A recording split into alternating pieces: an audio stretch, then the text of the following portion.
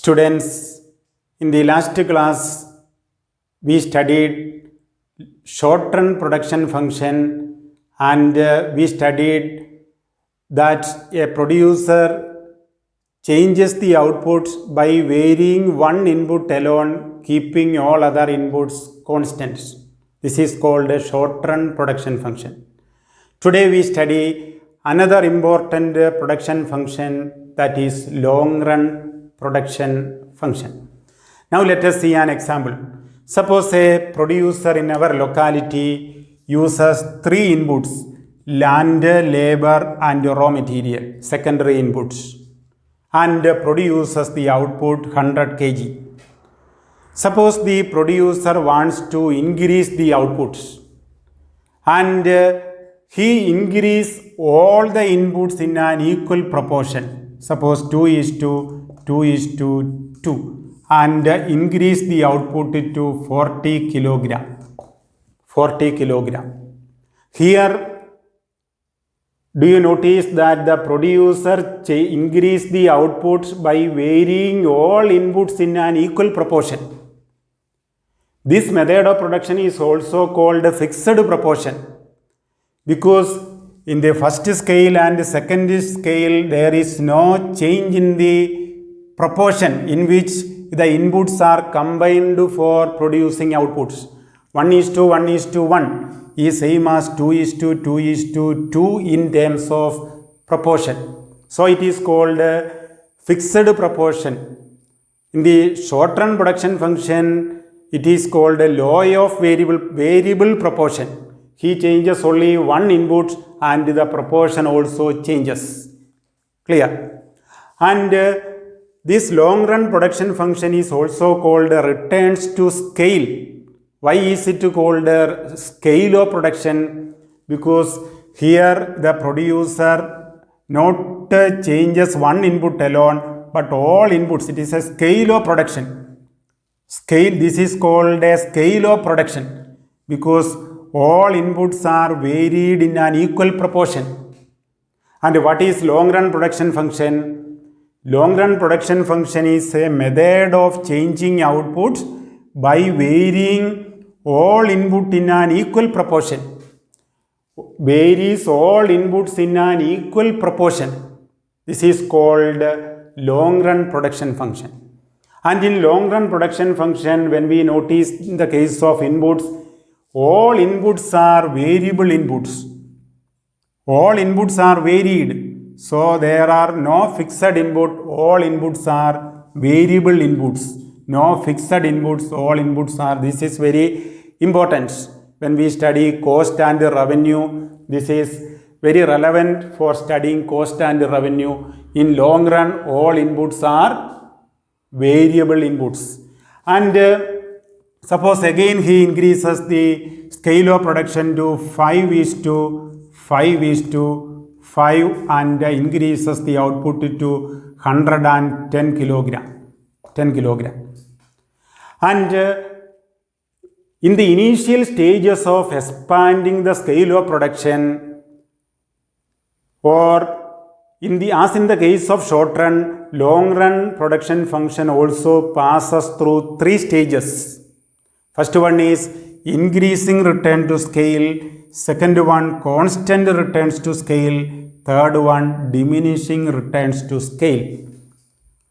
And when a producer expands his scale of production in the initial stage, the total product increases at a increases rates.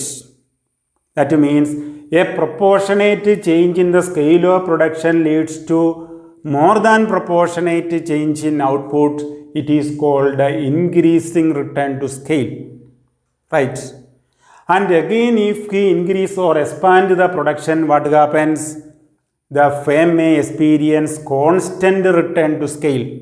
Constant returns to scale. That means a proportionate change in the scale of production leads to equal proportionate change in outputs. This is called a constant return to scale. And again, continuously, if he increases the scale, the firm may experience diminishing returns to scale. That means a proportionate change in scale of production leads to less than proportionate change in outputs. And now let us see the table. The first one, stages, scale of production, outputs and marginal products. First one, increasing return to scale. In increasing return to scale, a 50% or proportionate change in scale of production leads to more than proportionate change in output. That is, 50% increase in the scale of production leads to 100% of increase in outputs. And in the first stage, how does marginal product behave? Marginal product increases. And the second stage, constant returns to scale.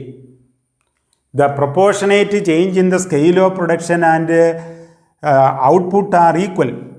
A 50% increase in the scale of production leads to equal proportionate change in outputs. And marginal product is constant in this second stage. And in the third stage, a proportionate change in scale of production leads to less than proportionate change in outputs. In our example, a 50% increase in scale of production leads to 30% increase in outputs. And marginal product in the third stage, marginal product decreases. We can also show long run production function with the help of a diagram. On the x-axis, and draw the x-axis and y-axis. X-axis, scale of production is measured. Scale of production 1, 2. Then y-axis, marginal products. And in the first stage, constant return to scale, marginal product increases.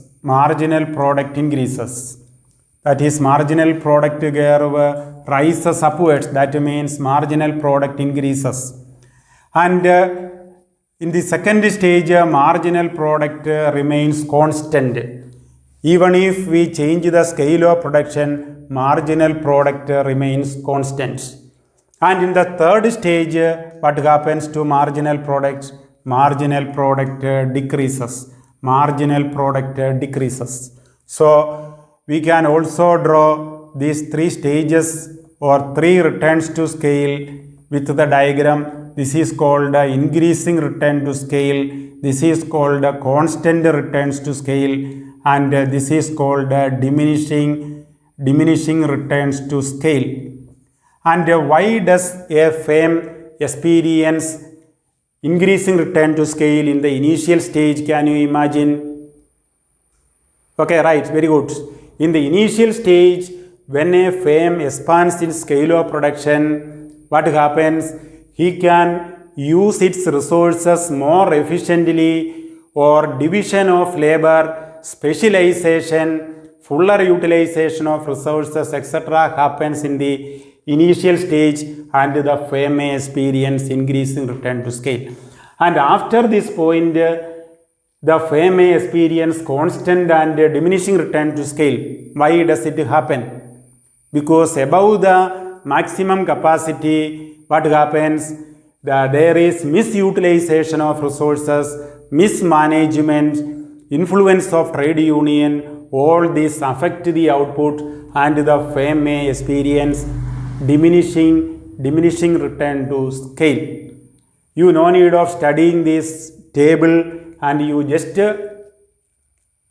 study the definition of long run production function and the three stages of production: increasing return to scale, constant return to scale, and diminishing return to scale.